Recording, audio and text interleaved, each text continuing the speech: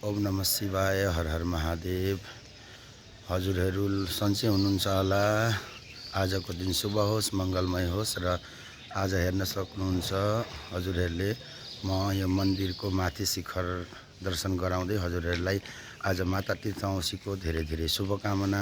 मेरी आमालाई विशेष गरेर आजको दिनको धेरै धेरै शुभकामना। आमा, हामी त अब बाहिर बसिन्छ, कहिले घर बस्न पाइँदैन र जति पनि घर बस्नुहुन्छ आमाको सम्मान गर्नुहोस्। आमा भनेको को हो?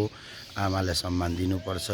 मान्छेले आमालाई दुःख दिन्छन्, आमालाई जे पाए नानाभाँती भन्छन्, त्यो नभन्नुहोस्। किनभने आमा भनेको महत्त्व जसको आमा हुनुहुन्न उहाँहरूलाई सोधेर हेर्नु आमा भनेको के हो र कति महत्त्व हुन्छ आमाको भनेर जिन्दगीमा उहाँहरूलाई थाहा हुनसक्छ। र हजुरहरूले सम्मान त गर्नुहुन्छ होला, सम्मान गर्नु पनि हुन्छ र जति पनि गर्नुहुन्न जसले आमाको सम्मान गर्नु उहाँहरूले पनि सम्मान गर्नुहोस्। आमा भनेको आमा हो। आमालाई कहिले दुःख नदिनुहोस्। आमाको आँसु लाग्यो भने जिन्दगीमा कहिल्यै पनि सुख पाइँदैन।